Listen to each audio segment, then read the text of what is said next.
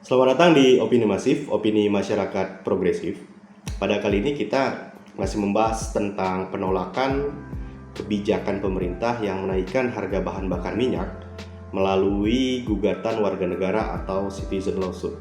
Jadi pada video sebelumnya kita sudah membahas ya tentang langkah hukum yang dapat dilakukan atas kebijakan pemerintah menaikkan harga bahan bakar minyak.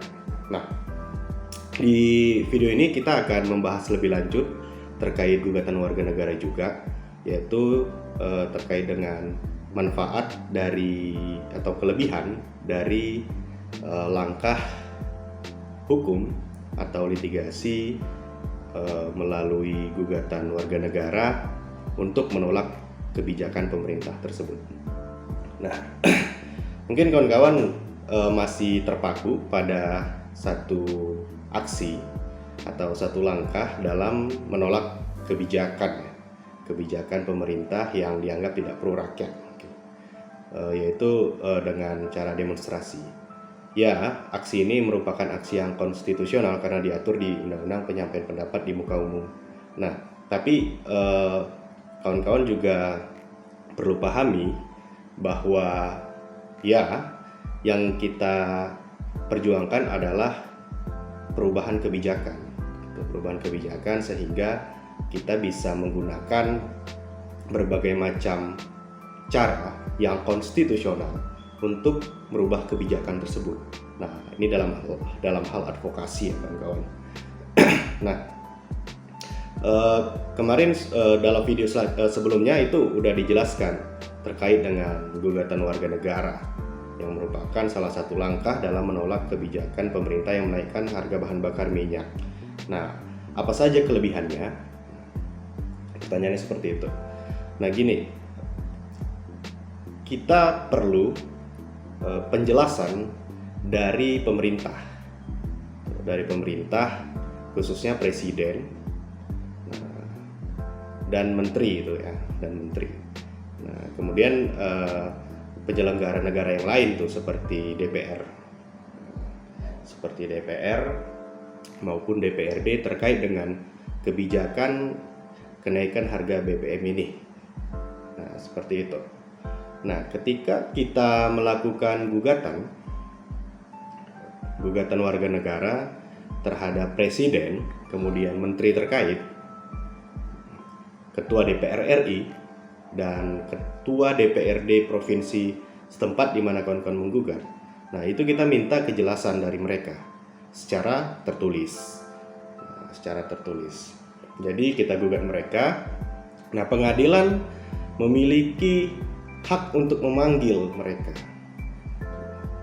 Nah, ketika mereka tidak hadir, maka gugatan kita itu bisa fair stake ya. Fair stake itu 99% itu bakal dikabulkan. Nah, di dalam hukum kita ketahui bahwa seseorang yang mendiamkan suatu dalil artinya mengiyakan. Jadi ketika tergugat yang dalam hal ini presiden, menteri terkait, DPR RI, DPRD. Nah, ketika dia tidak menghadiri, artinya dia mendiamkan dalil gugatan kita. Nah, yang artinya bahwa mereka membenarkan. Nah, seperti itu. Oke. Nah, ketika mereka nanti hadir, nah itu kan langkah pertama itu atau agenda pertama itu adalah mediasi ya.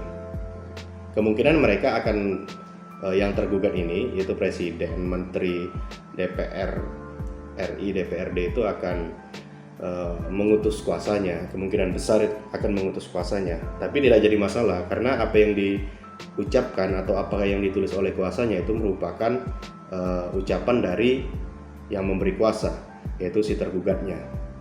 Oke. Nah, di mediasi kita bisa melakukan mediasi dengan pihak tergugat. Intinya kita meminta bagaimana pemerintah itu menurunkan harga bahan bakar minyak karena itu tujuan utama kan, seperti itu. Atau mungkin ada upaya-upaya lain gitu.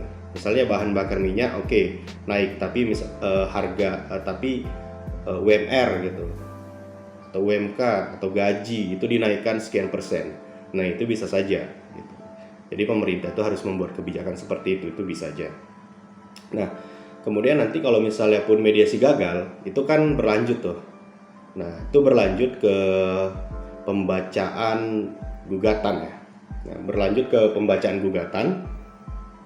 Nah, di sini gugatan kita itu kan nanti akan dijawab sama pihak tergugat. Nah, pihak tergugat yaitu presiden tadi, menteri, penyelenggara negara lah yang kita gugat. Nah, itu akan dijawab. Nah, itu dijawab secara tertulis. Jadi kita bisa menjadikan pegangan jawaban mereka. Gitu. Oke, jawaban itu dilakukan secara tertulis. Nah, kemudian kita balas juga dengan namanya replik, dan mereka akan menjawab replik kita dengan yang namanya duplik, dan itu tertulis juga. Oke.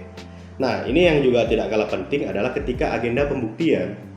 Nah, kita bisa melihat berkas apa atau bukti apa yang dibawa oleh pemerintah dalam hal pembuktian. Misalnya mereka menyatakan bahwa harga bahan bakar minyak pertalite yang normalnya adalah misalnya 14.000 atau sekian belas ribu. Nah, itu mereka akan mengajukan bukti itu.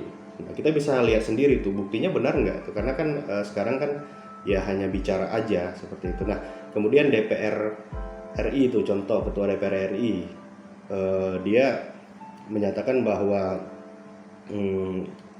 kebijakan yang dikeluarkan pemerintah adalah yang terbaik ya untuk masyarakat. Nah, kita juga mau melihat berkas apa atau bukti apa yang mau disampaikan oleh DPR RI atau maupun DPRD dalam persidangan itu. Gitu. Kan seperti itu. Jadi kita bisa lihat bukti itu secara real. Nah, kuat nggak bukti mereka? Kuat nggak bukti mereka? Nah, kemudian kan banyak tuh ahli-ahli atau dosen-dosen yang ahli itu yang juga bersuara menolak kenaikan BBM, kan seperti itu. Ya, tarik saja mereka, ajak saja mereka untuk menjadi ahli di dalam persidangan, mau nggak? Nah, karena kan kita juga harus jelas itu berdiri di mana, di pro atau di kontra. Ketika ahli-ahli itu menyatakan kontra terhadap kenaikan BBM, mau nggak mereka jadi ahli di persidangan? Nah, kan seperti itu. Nah, itu yang kita butuhkan, keterangan mereka di persidangan, sehingga keterangan mereka itu bisa jadi bukti. Nah, bisa jadi bukti di persidangan yang menguatkan. Nah, seperti itu. Jadi dalam gugatan ini, pertama kita bisa memanggil para tergugat melalui pengadilan yang sah. Gitu. Kalau misalnya mereka nggak datang, berarti mereka mangkir tuh dari panggilan.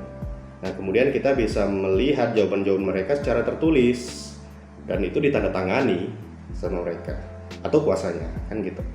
Nah, kemudian kita bisa melihat bukti yang dipaparkan mereka. Oke. Nah, kita juga bisa mengajak ahli untuk menguatkan bukti kita. Jadi mekanisme persidangan itu juga bisa kita pantau. Nah, selain kawan-kawan demonstrasi juga bisa melakukan gugatan citizen lawsuit atau gugatan warga negara itu tadi. Nah, oke, jadi itu kelebihan-kelebihan dari gugatan ini. Nah, demikian opini masif pada hari ini, opini masyarakat progresif.